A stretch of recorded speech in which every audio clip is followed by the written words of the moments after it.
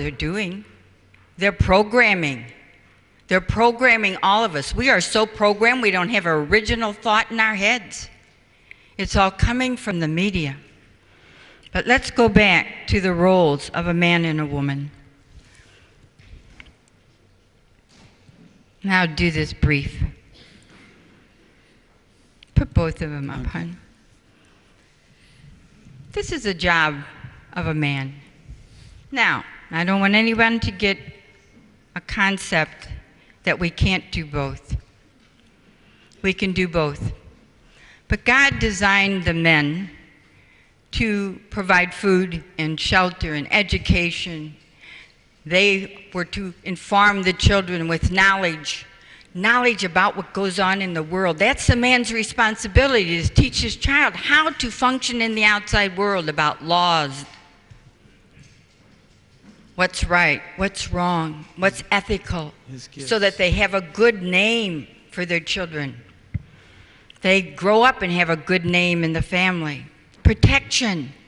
The father and mother work together as a team, but the father is concerned about these things. Even if a mother works and contributes the money, the father will still worry about the bills being paid. He will still worry whether he has enough money for the child's education. It's a part of his program. We can do both, and it's important for the male and the female energy to be balanced in both of us. But these are the man's gifts. Functioning outside of the home is easier for them. Now the woman's gifts, she sustains life. She is the vessel of creation. Can you imagine? We're feminine energy of the universe. We're the vessel that sustains life and continues life. Baba looks at the male students and says, if it were not for your mother, you would not exist. You must honor your mother and father more than anything else, for they are the ones that have given you birth. Isn't that beautiful? Sai Baba taught me the role of a woman, and I'll tell you, I was so confused with the women's movement, I didn't know whether to wear pants or a dress.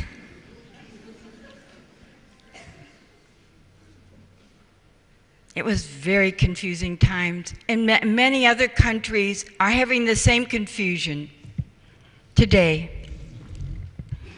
A woman is a caregiver. She naturally has devotion. I used to go to the Catholic Church, and I'd sit there in church and I'd think, how come all the pews are filled with women?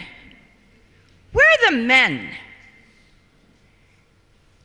Sai Baba says we have a natural ability, and it is a woman's job to bring her husband and her children to God. Now, sacrifice. Oh, Sai Baba teaches that a woman will sacrifice her very life for her child. He says a husband will go so far and then not continue. It's our natural gift. That's what we're made for. Stop and think about it. Do you know the greatest sacrifice that exists is giving up your own body for a child inside? Just think about it. I don't know how many of you men would do that. It's not easy having that thing run around inside, punching and hurting and nausea and labor pains. I mean, you cannot imagine. But the first thing that you do with a child is give up your own body. You sacrifice your own body. You nourish that child from within.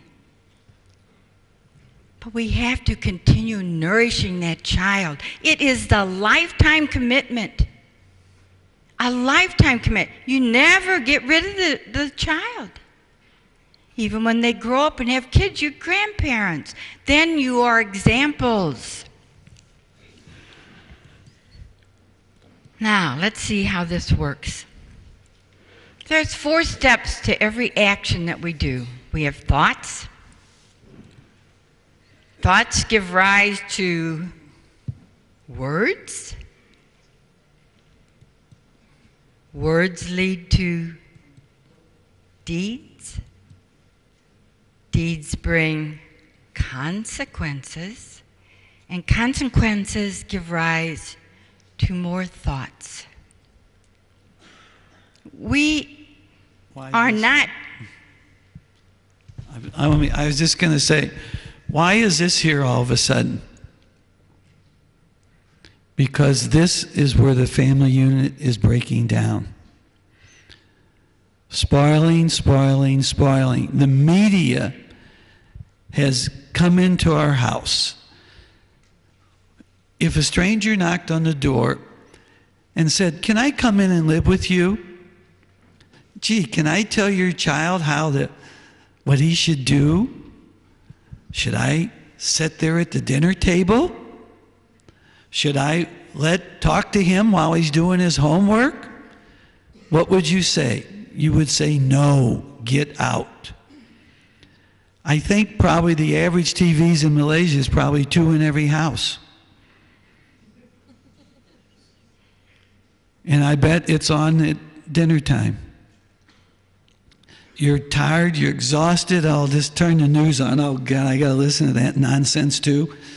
I mean, it's bad enough being stressed out at work, but when you turn the news on, it's even worse.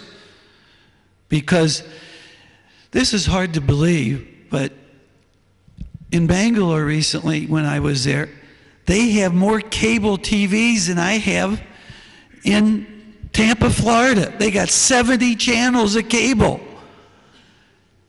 I couldn't believe it. And it's in every language imaginable, from Malaysia, from Singapore, from Japan. I mean, it's all over the world is being seen there. I think I got about 20 channels at home, unless you want to spend all kinds of extra money to get on these crazy dishes and stuff. But they got a normal plug-in with 70 channels. Crazy. Look how the family's being bombarded. Now,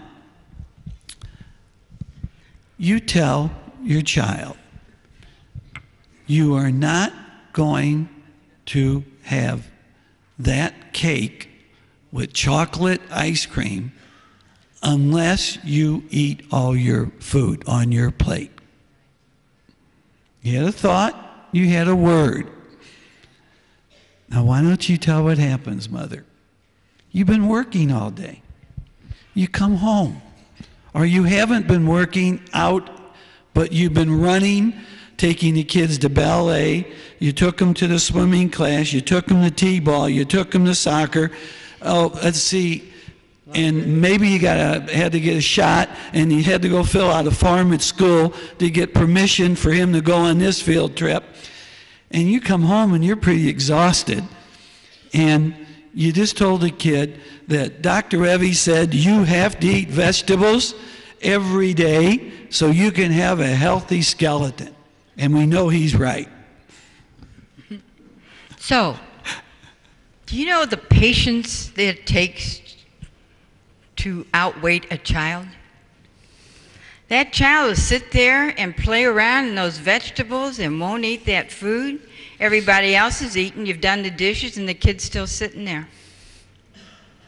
No matter what you say, that child won't eat those vegetables. You've all seen this scene, haven't you? Huh? Finally, you get so tired, you just say, oh, you take the plate away, you wash it, you want to get done, you want to get out of there, you give the kid the cake and the ice cream, because if you don't, he's throwing a temper tantrum. He's screaming, yelling, crying, kicking. So, the consequence is you gave in. Now, let's see what that does. Just leave it there, honey. Okay. It gives rise to more thoughts. Now the child now knows, if I outweight mom and dad, I'll get what I want. How many times when you're on the telephone do they ask you if you can go to a friend? Oh, yeah, and you don't even know what you're and to. Or they'll hit dad when he's watching a sports event or reading the newspaper. Right? Oh, they're so smart. We're dumb. We don't even get together. They get together in cliques and try to figure out how to outfox